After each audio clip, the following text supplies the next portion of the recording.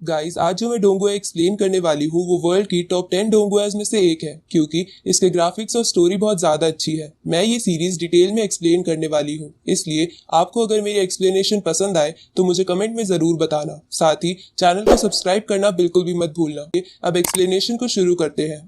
तो इस पार्ट की शुरुआत में हम एक नरेटिंग वॉइस को सुनते हैं जो हमें बताती है कि करीब 100 सालों पहले अर्थ पर आरआर नाम का वायरस फैल गया था, जिसकी वजह से करीब 2 बिलियन लोग मारे गए। साथ ही इस वायरस ने बहुत सारे एनिमल्स, बर्ड्स और इंसेक्ट्स को भी इन्फेक्ट कर दिया, जिसकी वजह से उन सबके जीन्स में चेंजेस हुए और वो सब बड़े और खतरनाक बीस्ट और मॉन्स्टर्स में बदल गए और इंसानों पर हमला करने लगे। तो उन मॉन्स्टर्स यानी म्यूटेंट से बचने के लिए इंसानों ने न्यूक्लियर बॉम्ब्स का इस्तेमाल किया, पर न्यूक्लियर बॉम्ब्स की मदद से वो मॉन्स्टर्स पूरी तरह खत्म नहीं हुए, बल्कि इसकी वजह से और भी ह्यूमंस मारे गए। तो अब अर्थ की ऐसी सिचुएशन देखकर यूनाइटेड नेशन इमरजेंसी डिक्लेयर कर दी, जिसके बाद बचे हुए लोग गवर्नमेंट के द्वारा बनाए गए प्रोटेक्टेड एरियाज में चले गए, पर वहां भी वो मॉन्स्टर्स आ रहे थे। तो सभी गवर्नमेंट्स ने मिलकर मिलिट्री की ट्रेनिंग और एडवांस टेक्नोलॉजी की मदद से स्पेशल लोगों की एक सेना तैयार करी, जिन्हें मार्शल प्रैक्टिशनर बुलाया जाता था, क्योंकि उनमें आरआर वायरस की वजह से स्पेशल एबिलिटी आ गई थी और वो लोग मॉन्स्टर्स को खत्म करके ह्यूमंस को सेफ रखते थे। और इन्हीं मार्शल प्रैक्टिशनर्स की वजह से 5 नेशंस मॉन्स्टर से अपने लोगों को बचाने में कामयाब हो गए।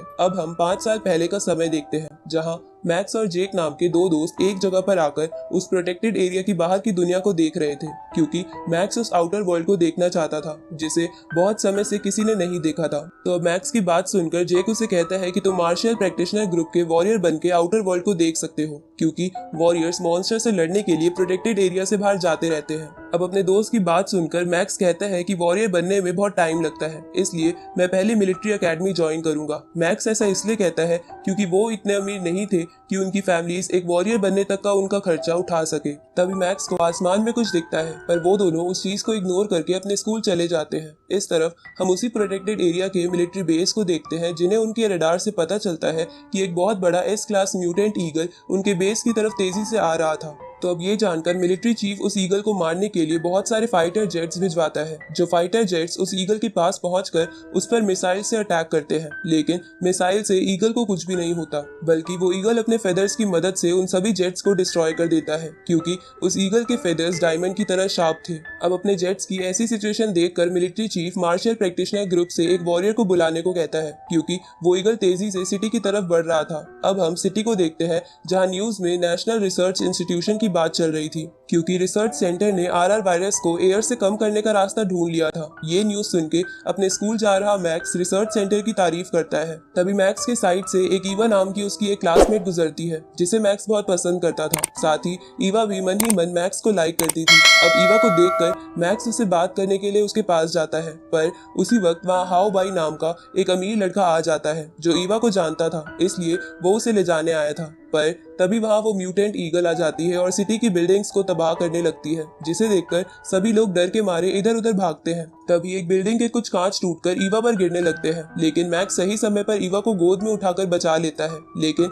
उसी वक्त वो ईगल उन दोनों पर अपने फेदर से अटैक करती है, जिससे बचने का उनके पास टाइम नहीं था। पर तभी वहां मार्शल प्रैक्टिशनर ग्रुप का एक वॉरियर आकर उन दोनों को बचा लेता है। इसके बाद वो वॉरियर उस ईगल के पीछे जाकर बहुत कम टाइम में उसे भी मार देता है, जिसकी वजह से शहर के लोग और मिलिट्री खुश हो जाती है। साथ ही उस वॉरियर को देखकर मैक्स भी चौंक गया था, क्योंकि उस वॉरियर ने बहुत ही आसानी से उस म्यूटेंट को मार दिया था। इसलिए मैक्स भी उस वॉरियर को देखकर एक वॉरियर बनने का ही डिसाइड करता है, ताकि वो भी उनकी तरह ही स्ट्रॉन्ग बन सके। अगले दिन हम मैक्स का स्कूल देखते हैं, जहाँ टीचर सभी स्टूडेंट्स को विश करता है, क्योंकि कल उन सबका मिलिट्री एकेडमी का एंट्रेंस एग्जाम था। पर मैक्स टीचर की बातों पर ध्यान ना देकर ईवा को ही देखे जा रहा था। पर ये बात हाओ बाई को अच्छी नहीं लगती, क्योंकि वो ईवा से शादी करना चाहता था। इसलिए हाओ बाई स्कूल के बाद मैक्स से मिलता है और उसे कहता है कि मैं भी तुम्हारी तरह एक वॉरियर बनना चाहता हूँ, तो चलो हम दोनों एक फाइट करते हैं। तभी हाओ बाई के दोस्त वहां आकर मैक्स को घेर लेते हैं, जिसके बाद हाओ बाई मैक्स से कहता है कि हम तीनों मार्शल आर्ट हॉल के सीनियर स्टूडेंट्स हैं, इसलिए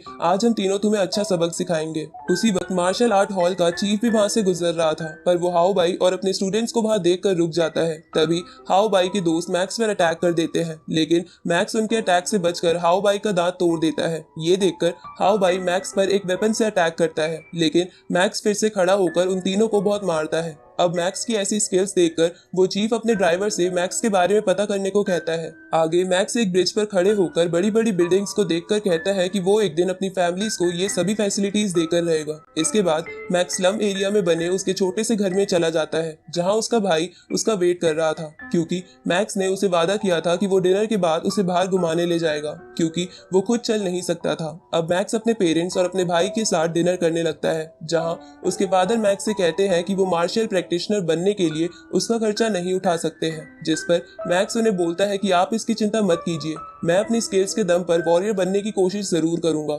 अगली सुबह मैक्स जल्दी उठकर एग्जाम देने के लिए घर से निकल जाता है, लेकिन कुछ गुंडे मैक्स का रास्ता रोक लेते हैं, जिन्हें हाओ बाई ने भेजा था ताकि वो मैक्स को एग्जाम देने के लिए लेट कर सके। अब उन गुंडों को देखकर मैक्स उनसे लड़ने लगता है, लेकिन उनसे लड़ते लड़ते बहुत टाइम चला जाता है, जिसकी वजह से क्लास में एग्जाम स्टार्ट हो गया था। और जब मैक्स अपनी क्लास में पहुंचता है तो टीचर उसे अंदर नहीं आने देता, क्योंकि वो भी हाओ बाई से मिला हुआ था। तभी वहां पर जिज्ञान हॉल का वो चीफ आ जाता है और टीचर से कहता है कि रूल्स के अकॉर्डिंग ये लड़का अभी भी एग्जाम दे सकता है। तो उस चीफ की बात सुनकर टीचर डर के मारे मैक्स को एग्जाम देने की परमिशन दे देता है, जिसके बाद मैक्स उस चीफ को थैंक यू बोलकर एग्जाम देने लगता है। लेकिन जब एग्जाम खत्म होने में आधा घंटा बाकी था, तब हाओ बाई अपने दोस्तों को इशारा करता है, जिसके बाद वो दोनों आपस में लड़ने लगते हैं और मैक्स की आंसर शीट नीचे गिरा देते हैं। तभी हाओ बाई जानबूझकर उस आंसर शीट को पूरी तरह अपने जूतों से गंदा कर देता है, जिसकी वजह से मैक्स को एग्जाम फिर से लिखना स्टार्ट करना पड़ता है। पर अब बहुत कम समय बचा था, जिसकी वजह से मैक्स टेंशन में आ जाता है और